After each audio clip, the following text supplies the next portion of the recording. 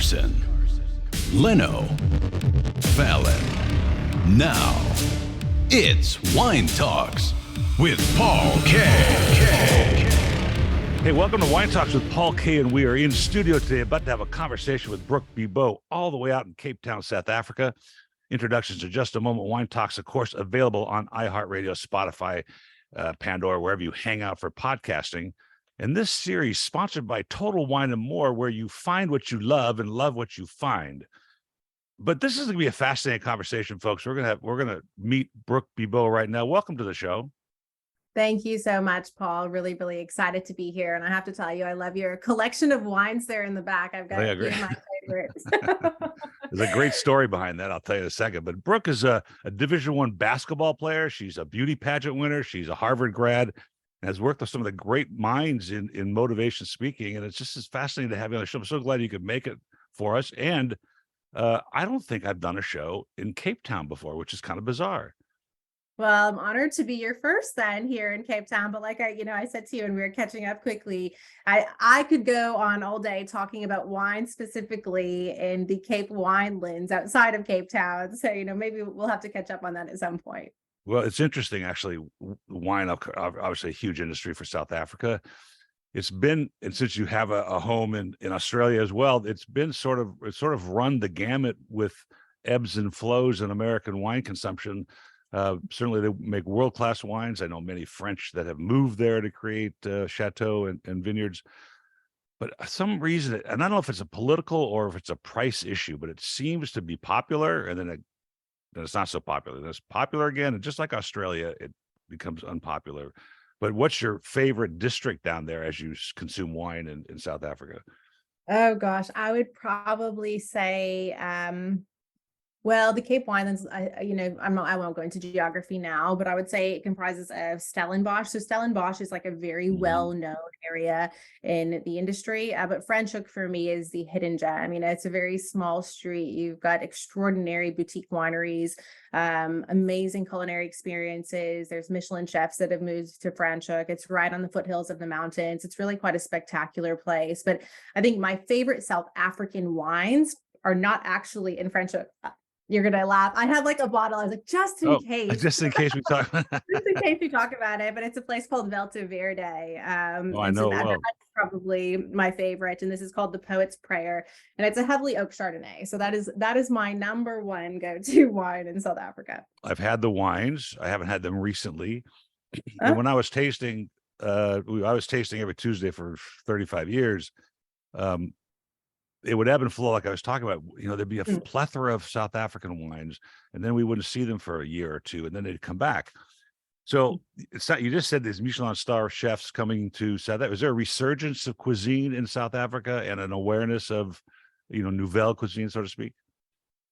I think that there might be. There's been a lot of South African chefs that have moved to France and Italy that have then turned Michelin chefs. So what you're seeing is they're coming back into South Africa because a lot of what has influenced their style and approach to the experience, the culinary experience, has really been coming from South Africa and all the, I would say it's such a diverse, South Africa is very diverse in general, especially the Cape Winelands. So a lot of the culinary experiences that you have are influenced by the diversity that exists here. So a lot of these Michelin chefs are coming back and they're putting together extraordinary culinary experiences in restaurants. And I will say one thing is cost of living, going back to price point, is far different than in the United States. I'm from Boston. So, I know that cost, I know that differential in cost quite well, but, you're looking at paying a tenth of the price for a 7-course Michelin star restaurant in South Africa than what you'd be paying in New York, for example. Kind of makes you want to get on a plane.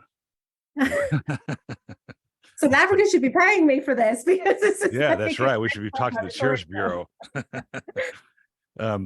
You mentioned you're from Boston, and you were Miss Teen Massachusetts in that's right 2010, I think it was.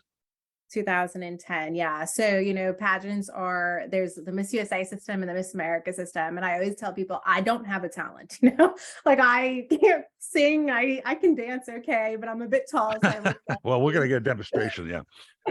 So I did the Miss USA system, and they have Miss Universe, Miss USA, and Miss Teen USA. And so in 2010, I did win the state of Massachusetts at the teen level. That was right before going into university. And it was, I look back now and I have so much regret because I think it was the first place that I had a large platform. And I think if I would have known then what I know now about creating a platform and building a brand, I think it'd be in a totally different place.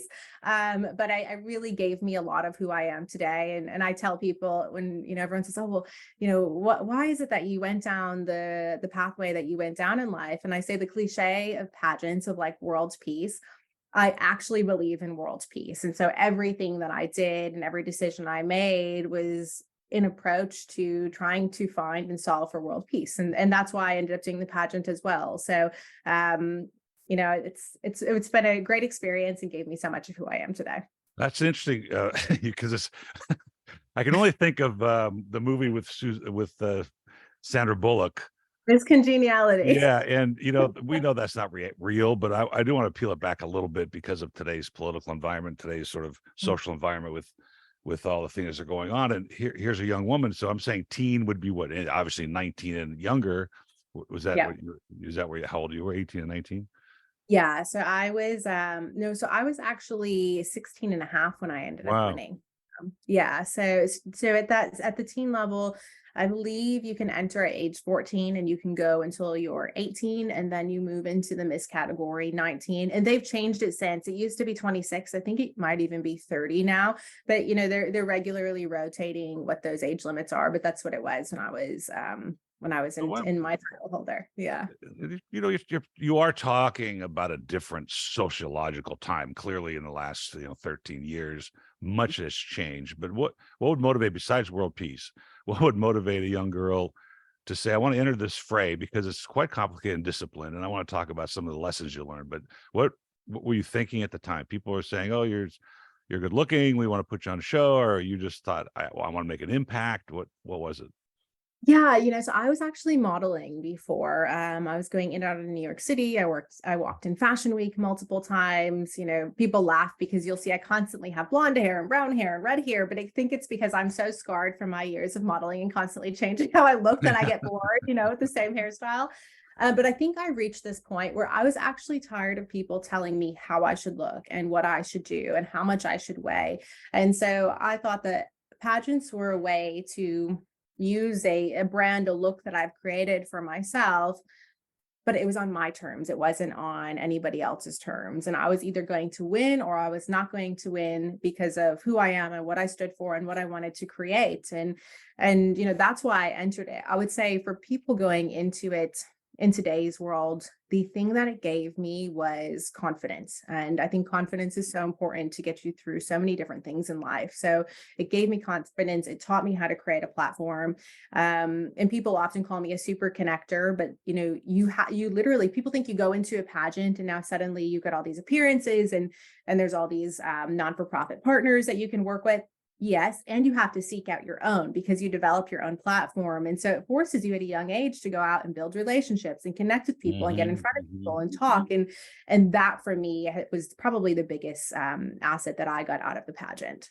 That's really interesting, actually, the platform idea, which I guess in 2010, it was probably a concept, but it was always there. Every time you entered a contest, anybody that does this kind of thing would all of a sudden find themselves in the spotlight of some sort to create a position in life and an outlook on life to convey and to represent themselves. What's the temperature today about pageants with all that's going on? Oh gosh. I mean, I think pageants have taken so much scrutiny and I actually don't watch them anymore, to be totally transparent. Too much stress, probably. But I think it's hard because we're in a totally different time now where people are using pronouns differently and body image is related to differently, age is related to differently, and so I don't really have the answer for it. I think that if you go back to the essence of where the beauty pageant started, it was in fact a beauty pageant, the Miss Universe organization. And I know they've gotten lots of pushback for having a focus be on beauty, but they've built a brand around that. And there's a statistic, I forgot who it's by, but they say that Your son is more likely to end up in the NFL than your daughter would be to end up on a Miss Universe, Miss USA, or Miss Teen USA stage. And so Wow. there is something about that, right? And I think the other thing is, and I could talk about this a lot, is people are almost, when we talk about body shaming and sex shaming and age shaming, people also get shamed for being beautiful, right? But like, Mhm. what is beautiful in any case? It's really in the eye of the beholder. So I've stopped watching pageants, but I think it's really difficult for the management of whether it be Miss USA or Miss America or the Miss Universe organization to stay with the trends that the world is now demanding, and also true to the essence of why they created the brand and the companies that they created. You find then that what you did then, I mean, there might have been some doubts at the time you were doing it, or maybe immediately after, some of the backlash you may have or this beauty shaming, it's as you put it. But Mm. as you stand here as an adult and you're going through your life, do you find those lessons being very valuable? Yeah, no, I mean, absolutely. It's like what I said to you. When I look at who I am today, so much of who I am has been given by that because I was able to develop confidence. I was able to use a voice and learn how to use my voice to create a difference in the world. I met an amazing group of people. You learn how, to connect and to support women, like genuinely support women around you. And those for me were extraordinary lessons to take away. And I've got two daughters. And so, people often ask me, would you allow them to model or do pageants? 100%. I Wow, absolutely great. allow them to do so. That's a great testimony, actually, to Yeah. say that you would allow that to happen and put them in that situation. My kids were in the athletics. We coached through high school, and those lessons learned with their teammates, to team playing, but then the discipline to show up on time, to take Mm. care of the things needed to be there on time, and take care of the things that needed to be prepared for the contest. I think are all valuable lessons for anybody to learn, and this is just another way to do it. Mm. But with the society today, and I'm just wondering, and I kind of asked the question already, but um, is there a lot of backlash currently in the news? The movement of feminism, and I bring this up because as I'm stuttering through my thoughts here.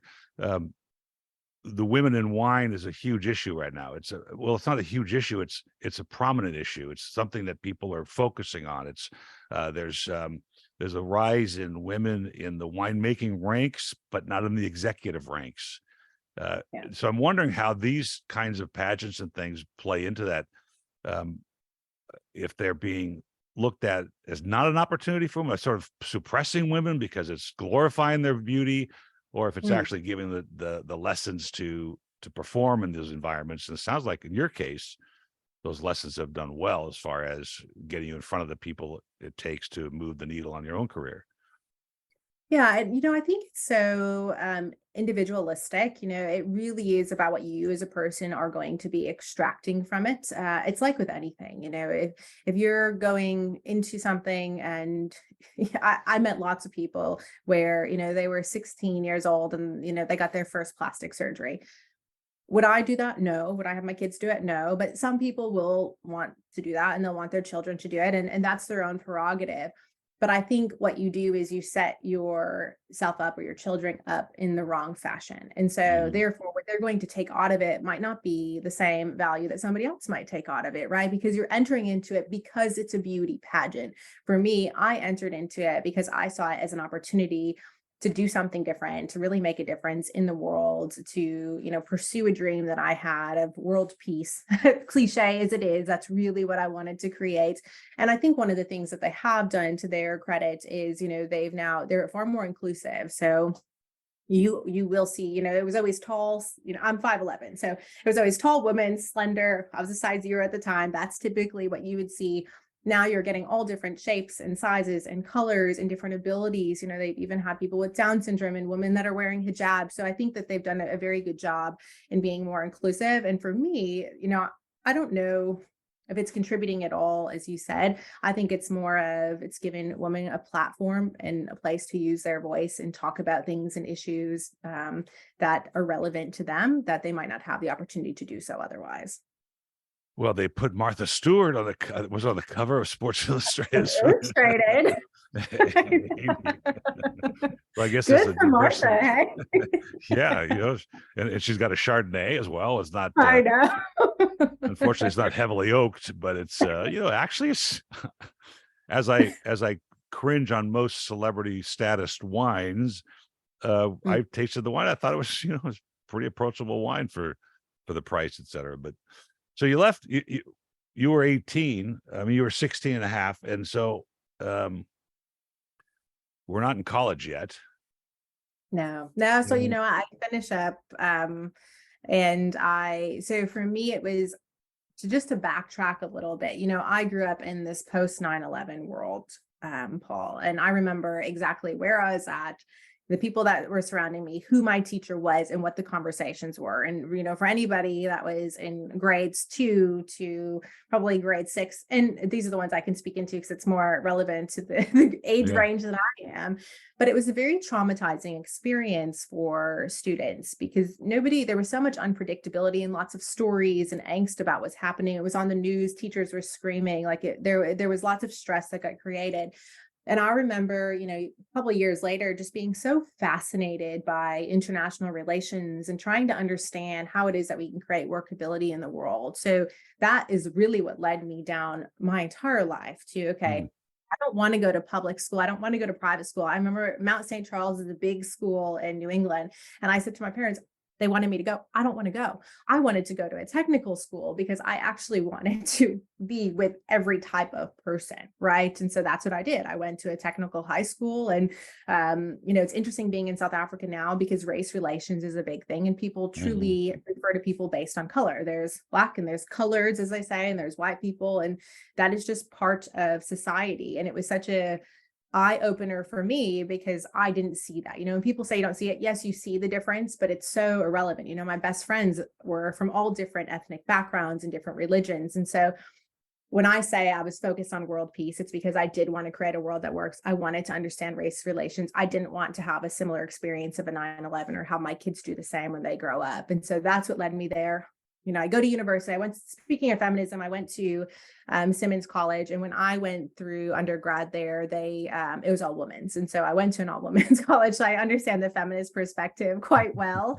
And my husband and I often have interesting conversations around that. But, and then I went to grad school to the Middle East. Yeah. So I moved to the Middle East. And I remember, my dad said to me, Brooke, and I love my parents. They're my best friends, but they're very conservative. And my dad said to me, Brooke, you are, an American citizen. You live in the United States of America.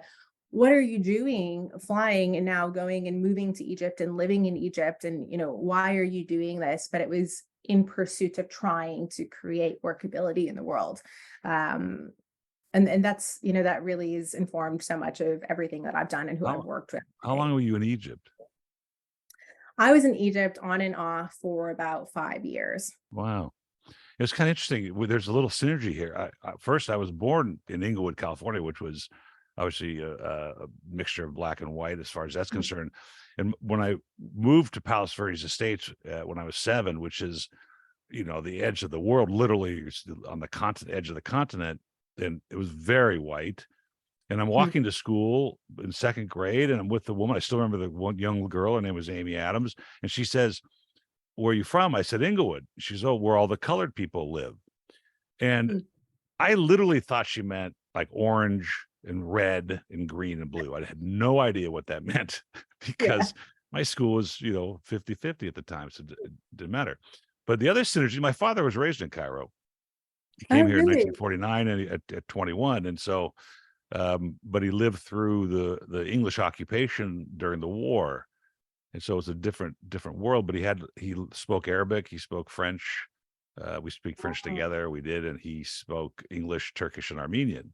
So you went there with no other language skill, or did you have some Arabic under your belt, or what did you do? Yeah. So, it's so funny at university. So I actually got married when I was 19 years old for the first time, and went through university with my husband, but my first husband, and he was actually from Egypt. And so Really? in undergrad, I did end up taking Arabic classes, and it's funny because it was classical Arabic. And so whenever I would speak, they had this joke that like you sound like you're from like the very rural areas because it's just very old school and there's no slang to it. But then being immersed there, you start to pick up on it. Both my daughters are fluent in Arabic as well. So Wow, yeah. that's pretty incredible. Yeah. Yeah. And So I wasn't in Cairo. I was actually living in Alexandria. So that's on the Mediterranean yes, coast. And it's amazing. Sometimes you feel like it's a totally different world than in Cairo because it has far more of that Greek and Mediterranean type of influence and culture, because it was, when Alexander the Great came in and occupied Egypt, that's where he settled. So it was named after Alexander the Great. that is fascinating that you have these two young girls. And so well, one, we need to establish that you went to Harvard, is that's where you got your degree? Yes, I got my graduate degree there. So I got my Yes. undergrad degree from Simmons and graduate from Harvard. And then you met this gentleman, and then you moved to Alexandria. And how old are your kids then? No, so they were both, conceived there. They were born in the US, Oh, but wow. so they're now 9 and 6. And I got actually divorced shortly after the birth of my second child. But they go back and forth between Egypt and where we are. And I always said my dream was for them to be children of the world. And I think that's one of the things that both myself and my ex-husband are working to achieve, is creating that space and environment for them. What an amazing experience for them, even though divorce is very hard, and it's, that's just very hard on children. But I think in the long run, they're going to have this amazing world perspective on things, particularly coming from an Arabic nation or being involved in an Arabic nation.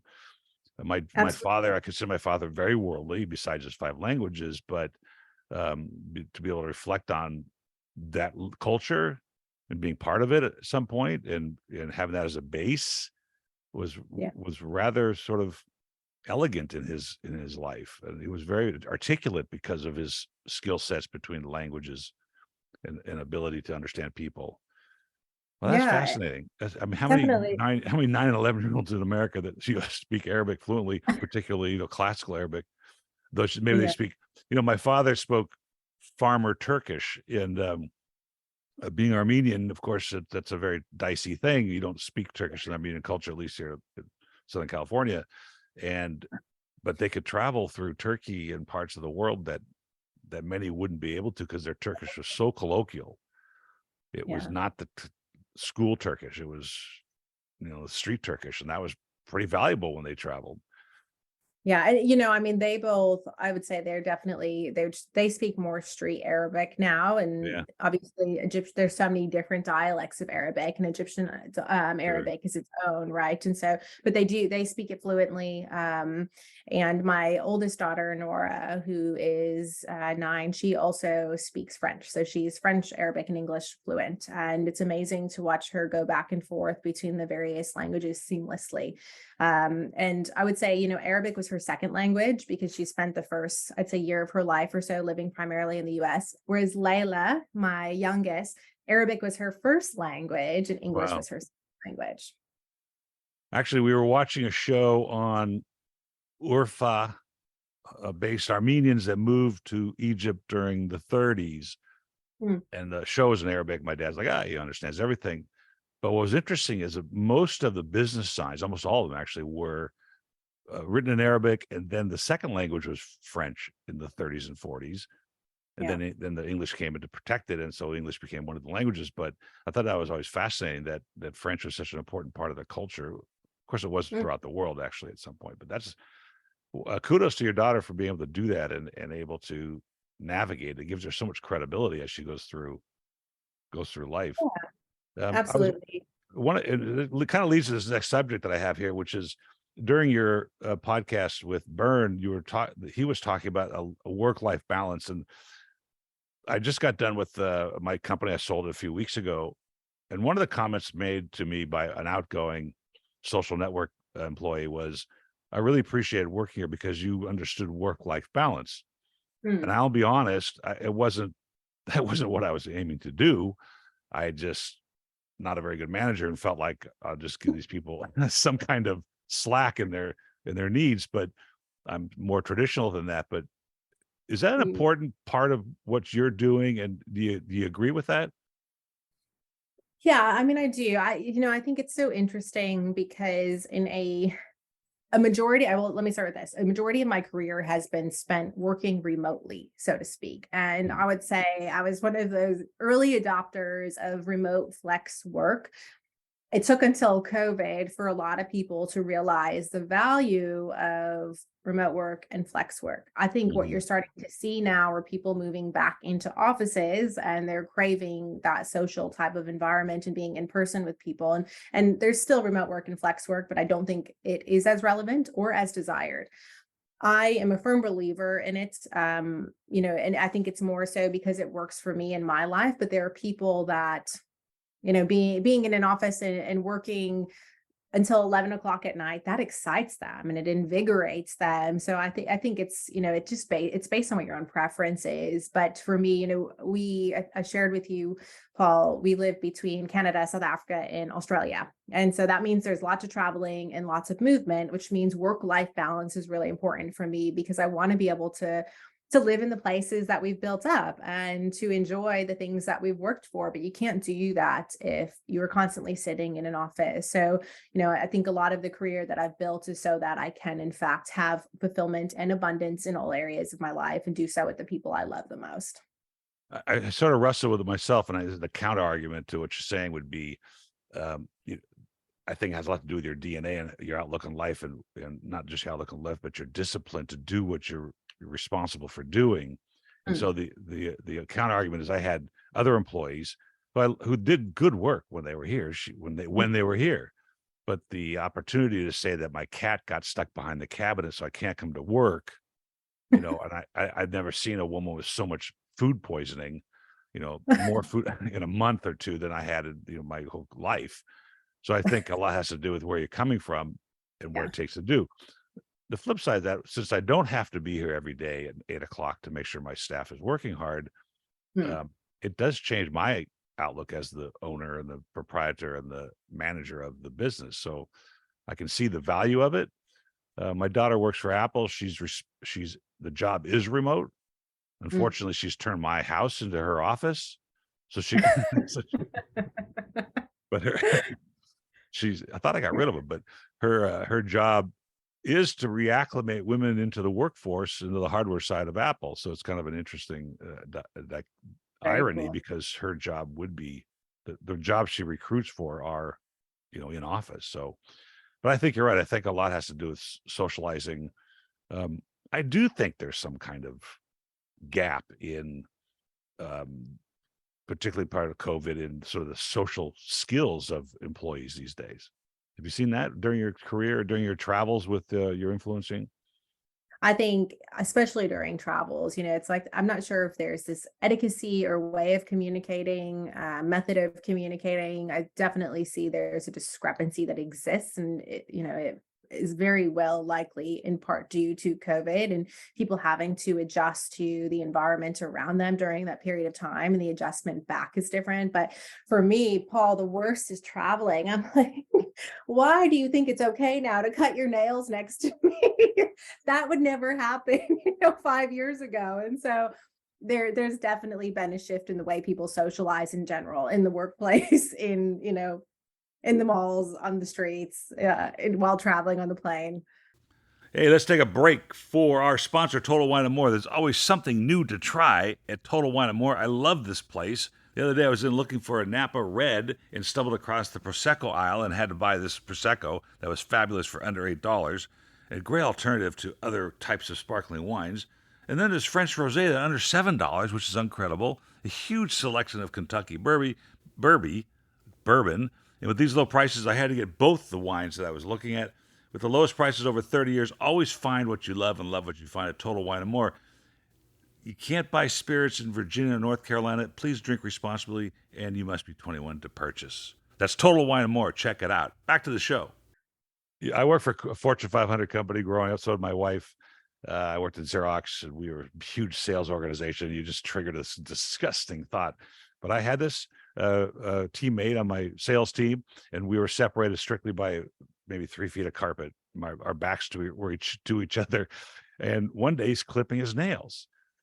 And this is in the office. And this is, back then you wore starch shirts, three-piece Yeah. suits, and you were wearing a briefcase. You carried a briefcase. And finally, I couldn't take it. So I took a piece of tape and I put it halfway between our chairs. And I said, I don't care if you cut your nails, just make sure they don't land on my side of the tape. so, so maybe that hasn't changed much. So that was like 1982, but that is really disgusting. You mentioned also in that podcast about giving 100% of everything you do. In other words, if you bite off being an influencer, if you bite off being a mother, if you bite off being a father or a softball coach or whatever you're doing, that you give it 100%. And I kind of thought that through a little bit. I thought that's kind of an interesting and difficult thing to do. Yeah. But it seems like it would also sort of mitigate any regrets in what you might be doing.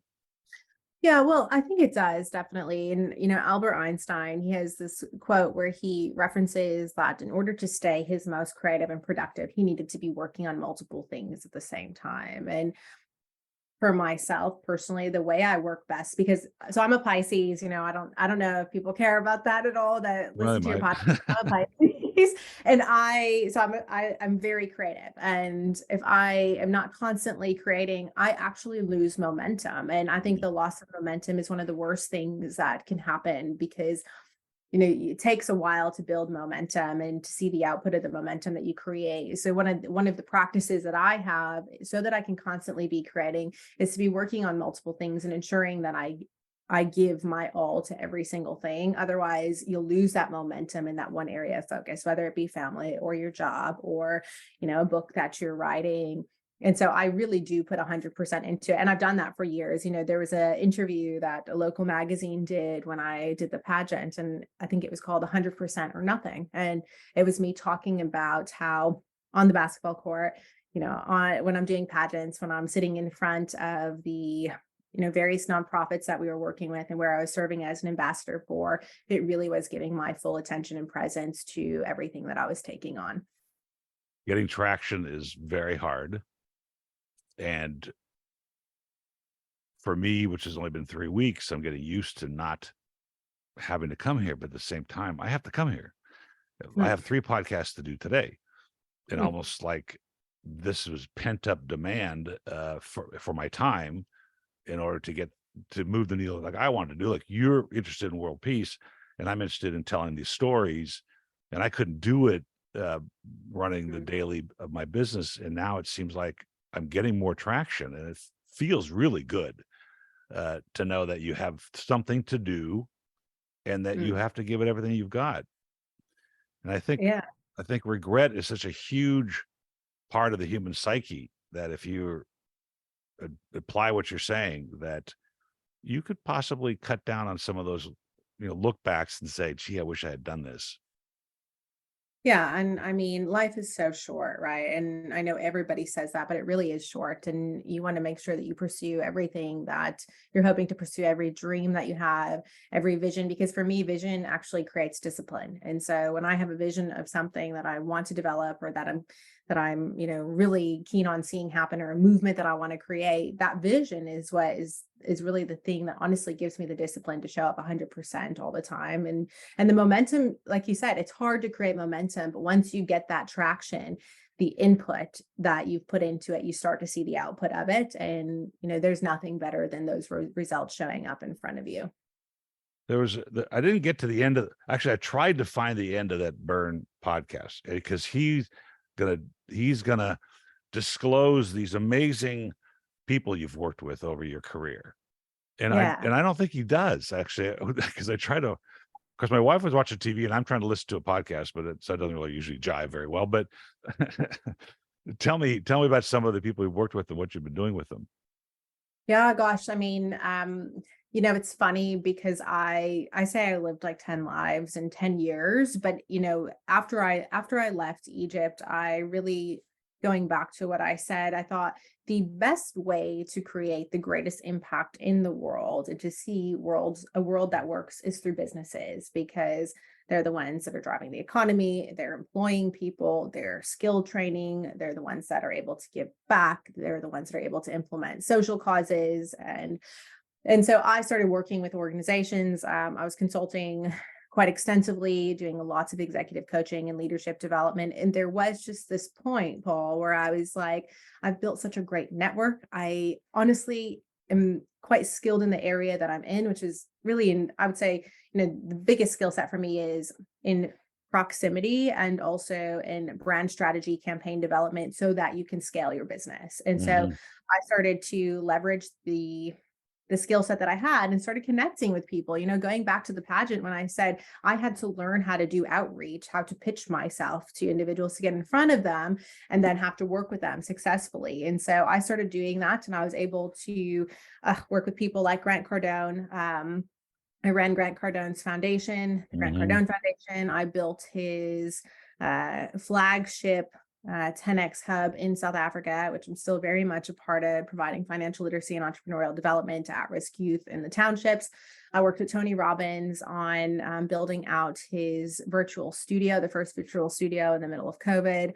I've worked with people like Pete Vargas and Ben Newman. And so, very much in that speaker thought leader space. And it's been incredible because, by virtue of working with them and being able to tap into their networks, I've been able to build my own brand by virtue. And, I think one of the things about that is what it gives you is credibility. It gives you influence, and it gives you authority. And so, speaking of traction, what's happened now is this trickle effect, and traction has been created where now there are lots of other thought leaders, celebrity figures, publications that are coming to me for the same reason that I was working with these various other individuals.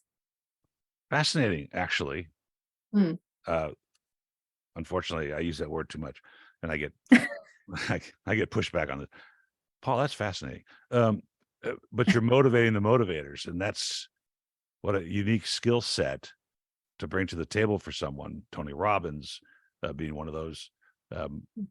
And you talk about something in I don't know if it's in your bio on LinkedIn or another article I read, but we're talking about influencers. And I just wrote this down as you're speaking.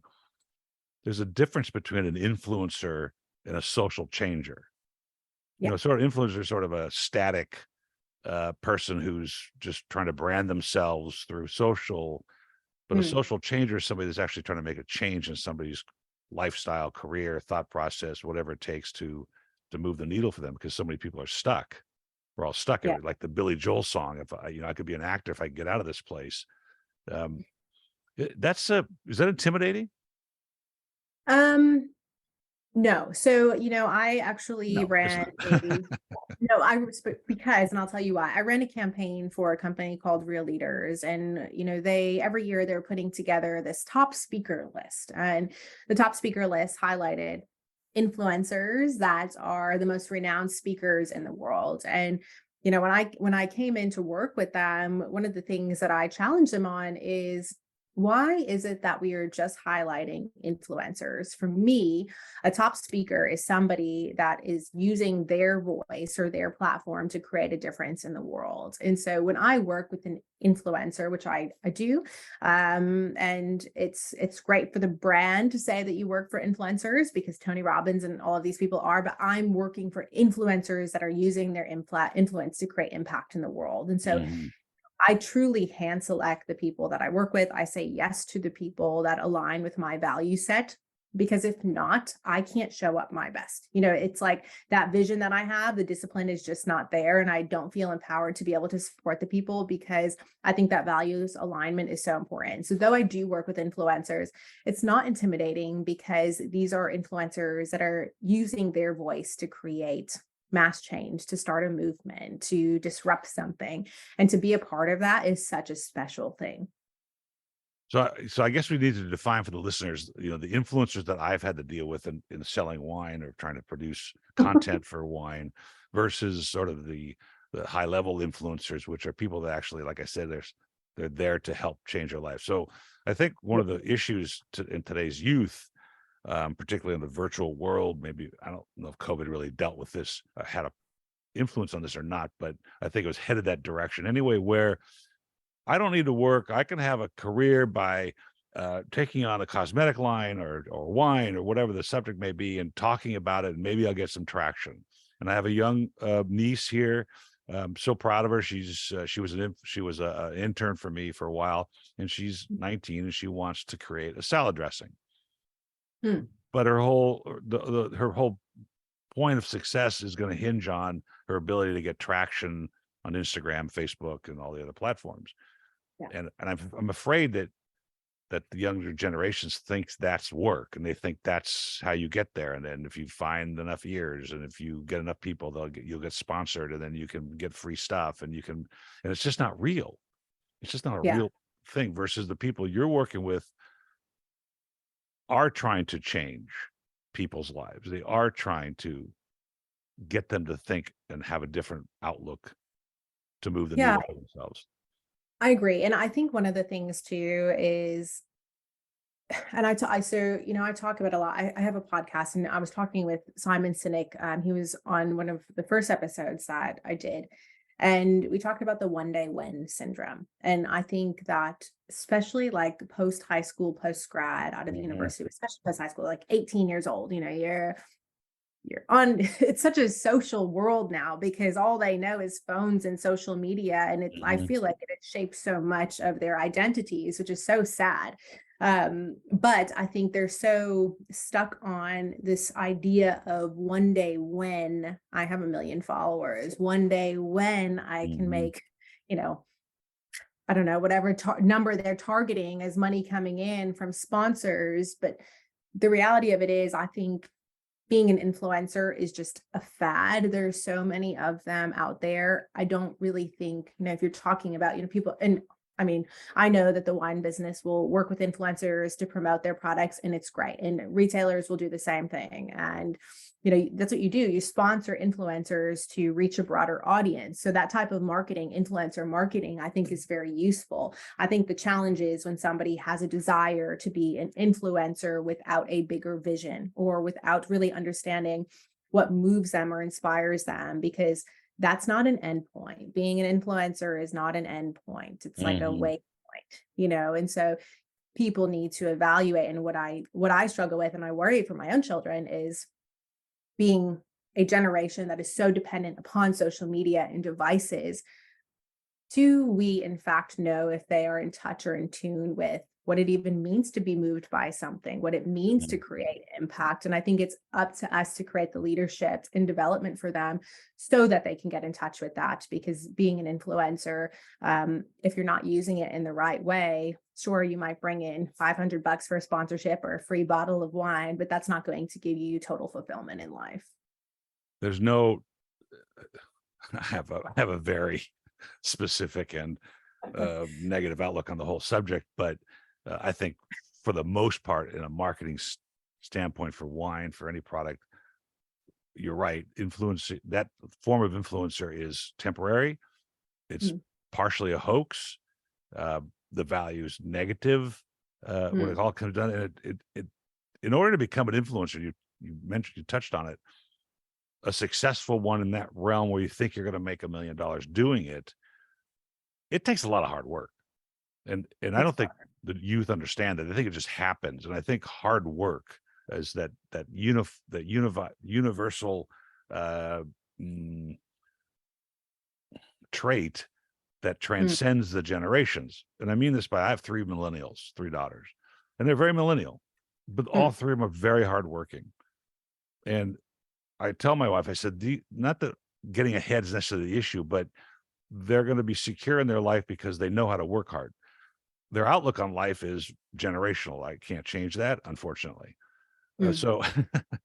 But they can work hard at whatever they do, whether they want to become an influencer, which isn't what they want to do. But if they did, they would work hard at it, and they would put into it what's necessary to put into it. And I don't think that trait can be mitigated at all or diluted in its value, regardless of the platform. I think the self-branding of social networking is so dangerous. And you see it in suicides and depression, and it's not just from COVID, but I think it's from people seeing, and young people seeing, somebody else's life looking so great and them feeling so poorly about their own life. Yeah, I mean, absolutely. And listen, I think social media is an amazing platform to be able to reach different audiences, to get your brand out there, to use your voice. If you are afraid to get on stages, you can do so by virtue of posting pictures or writing. However, I do think that what it's created is that there is this idealism that people work towards. And I think there's also this like comparinitis now that's happening, where everybody wants Hmm. to compare themselves and also to negative things. So I think you are starting to see now social media is identified and influencers have identified that there is this gap where everybody talks about looking good and being good in this amazing life and total fulfillment, and that's all they showcase. And so now you've got this, subset of influencers that are talking about like things that are realistic in their lives and, what a body really looks like and what somebody really looks like without Hmm. makeup and the challenges they deal with, which is great. But then, the adverse is happening. People are comparing themselves to that too. And it's like, oh, well, I haven't gone through those adversities. And so now my adversities are, less significant. So I think it can definitely be a trap. I would say use social media for brand development and getting that thing that is like so innately important to you, that moves you, that drives you into action out to a broader audience. But to use social media to go and scroll or to, try to find outfits and this and that, as great as it sounds, it's just going to make people start comparing themselves and feeling like they need to use it for the wrong purpose. So, that's what I tell my daughters now who are asking to be on social media. I'm like, you are 9 years old. You do not need to be on social media. They're not, but Get it's out and amazing play. how young it's starting. It's the comparativeness. It's a great word, actually. Even maybe grammatically it doesn't make a lot of sense, but it's such a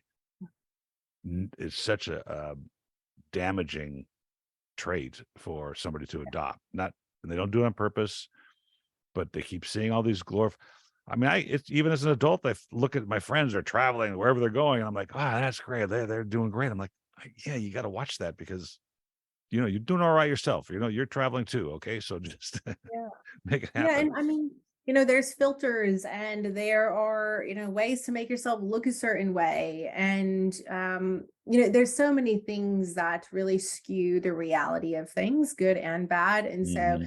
just, don't get hung up on it. And like I said, use it for what it should be used for, which is find that thing that moves you and then use social media as a platform to share that with the world. We're already coming on 45 minutes, so I'm going to wrap this up because I promised you 45 minutes. But you did say in your, I'm going to tell you the story behind these wines too, which is kind of fun. Yeah. Um, but you did say I'm just living my best life. This is at the end of your LinkedIn bio, and what caught my attention was the phrase "good to be back." Mm, yeah. What are So you referencing at that point?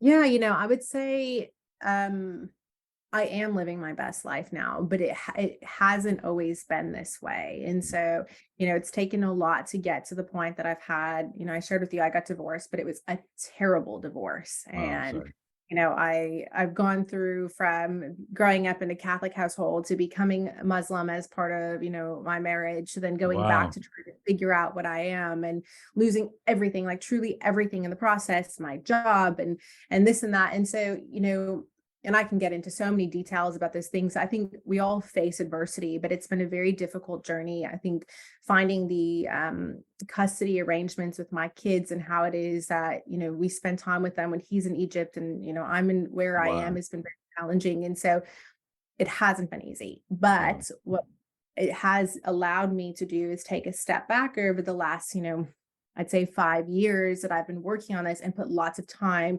into understanding myself and my children and the people around me and the things that excite us and move us, going back to what I said, moves us, and ensuring that I create the environment that allows everybody to be in that space where they're their best self. And so by doing that, that has allowed me to live my best life, but it has taken a very long time. I've gone through so much in the process, and it was probably, like I said, I lived 10 years and 10 lives, and they weren't good years. They weren't good years, That's but fascinating. it's been great back end of those years.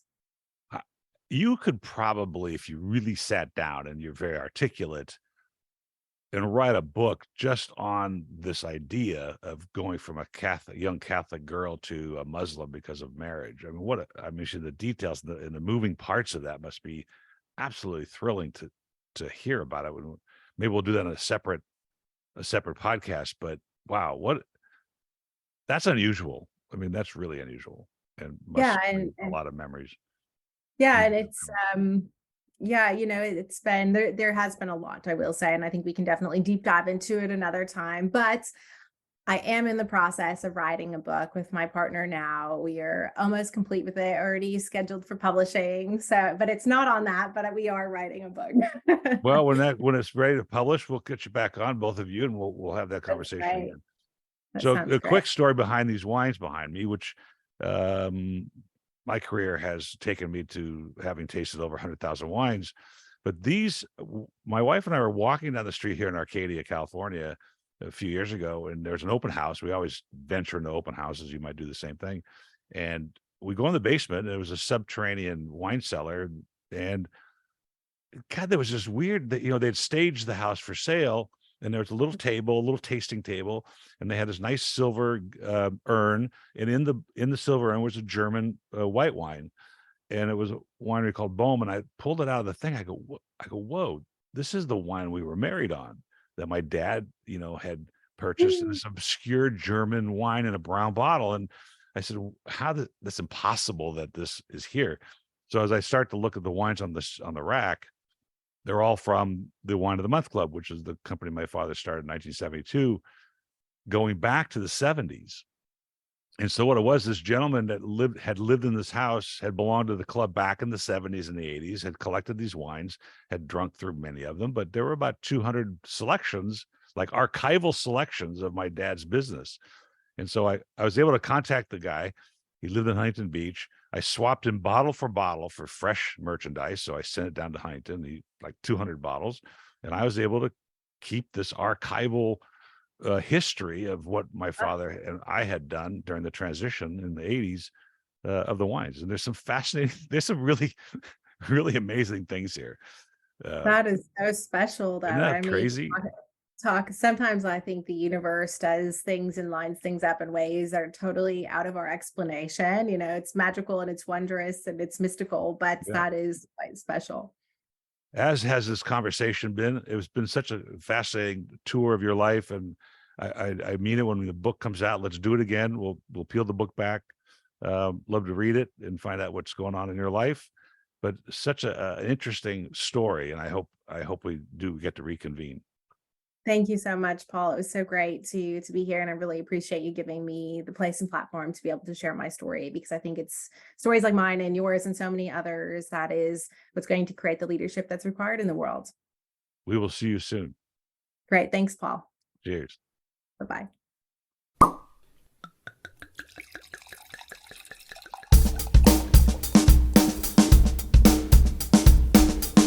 Thank you for listening to Wine Talks with Paul Kalamkarian. Don't forget to subscribe, because there's more great interviews on their way. Folks, have a great time out there in the wine world. Cheers.